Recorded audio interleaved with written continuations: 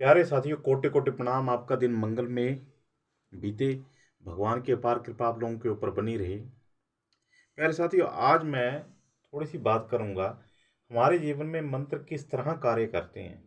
बहुत सारे लोगों की ये सोच होती है कि हम जो रूटीन में मंत्र जाप कर रहे हैं उससे एकदम हमें कोई बहुत बड़ा लाभ हो जाएगा।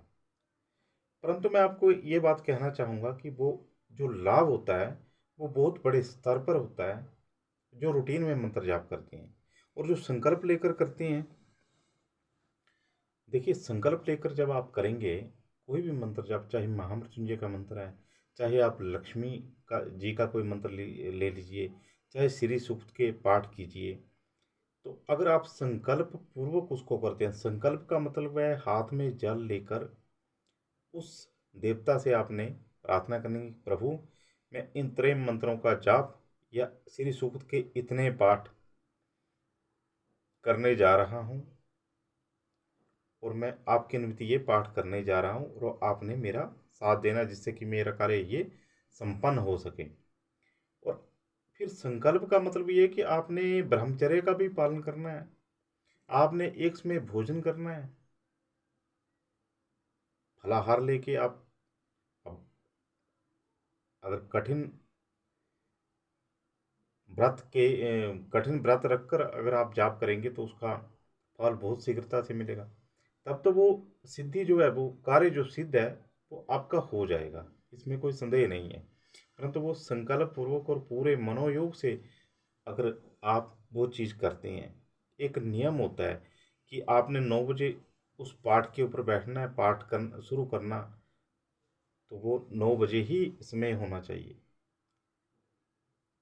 यदि आप महामृत्युंजय का जाप करते हैं और आपने समय रखा हुआ है कि मैंने 9 बजे बैठ जाना है, तो फिर वो जो संख्या आपने, जैसे 50 मालाएं कर रहे हैं आप या 60 मालाएं कर रहे हैं, जितना भी आपने संकल्प लिया हुआ है, वो एक नियत समय के ऊपर आपने शुरू करना है। ब्रह्मचर्य का पालन करना है, किसी से वाद विवाद नहीं करना है। तो ये तो नियम है।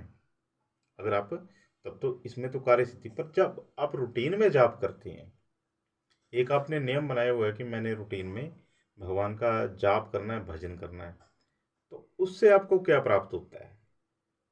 बहुत सारे लोगों की ये एक शंका रह जाती है कि हमने इतने दिनों तक, आप अपने मानसिक स्तर के ऊपर देखिए कि आपको अवश्य लाभ हुआ हो।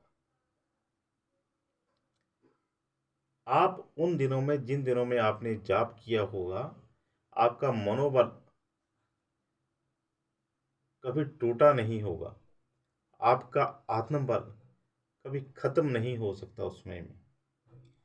उस समय में जो आपके साथ कुछ गलत हुआ होगा, जिसमें आप जाप के अंतर्गत थे, आप पूजा पाठ कर रहे थे दोष में भगवान का, उस वक्त कठिन परिस्थितियों को भी आपने बड़े मनोयोग से, बड़े मनोबल से, बड़े आत्मबल से उन परिस्थितियों को झेला होगा। ये पक्की बात है। और इतना सा तो पूजा पाठ और जाप से आपका कठिन समय भी होगा, तो भी आपकी आय कहीं से भगवान जो जितना गुजारे मुताबिक आपको धन की जरूरत है, उतना धन आपके पास कहीं से भी आएगा, वो आ जाएगा। अगर आपका बिल्कुल कठिन समय भी चला हुआ है, तो जाप का, पूजा पाठ का बहुत महत्व है। देवी देवता इस संसार में विद्यमान है, कि संत इस संसार में विद्यमान है। अब बीच में योगी कथामृत एक किताब है, उसमें लाड़ी महाशय, फिर उनके गुरु हैं बाबा जी, युक्तेश्वर गिरी। तो ये सारे संतों का अभी भी वो संत, अब बाबा जी, महाअवतार बाबा जी तो सशरीर अभी भी पर्वतों के ऊपर विराजमान है। और भी कई संत हैं, अलौकिक संत। अब ऐसे संतों के दर्शन हमें, जब कुंभ का मेला होता है उस वक्त ऐसे संतों के, कुंभ के मेले का महत्व ही यही है कि जो धूलि उनके चरणों से निकल के हमारे मस्तक को छुएगी, उससे हमारा कल्याण हो जाएगा। ये कुंभ मेले का महत्व है, क्योंकि वो संत के हजार वर्षों से तपस्या में रहते हैं और वो उस वक्त निकल के आते हैं। तो पूजा पाठ का, सनातन धर्म का आपके ध्यान का, आप मेडिटेशन करते हैं, इन सभी चीज़ों का अर्थ है। परंतु जो नियम आपने बनाया हुआ है उसको नियत समय के ऊपर आप करते हैं, तो उसका परिणाम आपको बहुत शीघ्रता से मिलता है।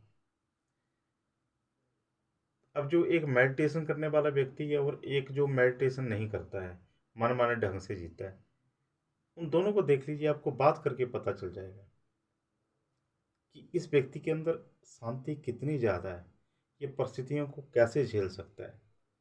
जो मेडिटेशन नहीं करेगा, उसको कठिन परिस्थितियों का कहीं पर सामना करना पड़े, तो ऐसा व्यक्ति सुसाइड कर लेगा।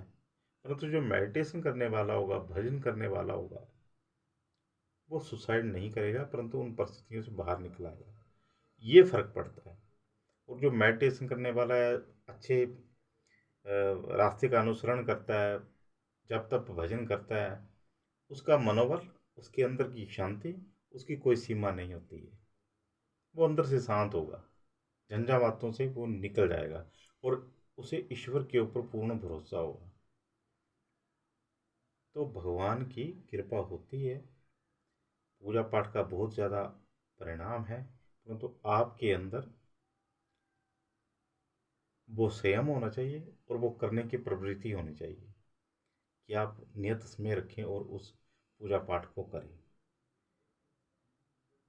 मैं तो एकदम, जब केवल मंत्र जाप करता हूँ, तो तत्क्षण प्रभाव देखता हूँ उस चीज़ का, कि मेरी जो परिस्थिति पहले थी और मंत्र जाप करने के बाद जो परिस्थिति हुई, उसमें बहुत बड़ा अंतर होता है। आपको राजपद तो नहीं मिलेगा। देखिए, मंत्र जाप से आपको क्या मिलेगा? आंतरिक शांति मिलेगी, आंतरिक रूप से आप सबल होंगे। आपको बाहर के जो झंझावात हैं, वो आपको हिला नहीं पाएंगे। आप शत्रुओं से हार कर भी उनके ऊपर विजय प्राप्त कर लेंगे। उनको लगेगा कि हम इसको हरा देंगे, तो आप हारेंगे नहीं, उनके ऊपर विजय। तो आपका रास्ता कहीं पर धर्म का भी साथ पकड़ना है। कभी ऐसे नहीं कि आप जाप कर रहे हैं और किसी का बुरा चाह रहे हैं, किसी का बुरा कर रहे हैं, साथ में लूट खसूट हेरा फेरी भी कर रहे हैं, तो फिर उन चीज़ों का असर आपको नहीं मिलेगा। परंतु अगर आप सही रास्ते के ऊपर हैं, तो जब तक भजन का बहुत ज़्यादा रिजल्ट। तो इसके साथ इस वक्तव्य को मैं यहीं समापन करता हूँ। आप सभी लोगों को कोटि कोटि प्रणाम। अब मेरे श्रीम कमला विजयश्री ज्योतिष केंद्र के नाम से जो ये चैनल है, इसको सब्सक्राइब और शेयर भी करना, और जहाँ तक हो सके मेरे वीडियो का प्रचार प्रसार करो, ताकि मेरे को थोड़ा सा उत्साह मिले। जय माता।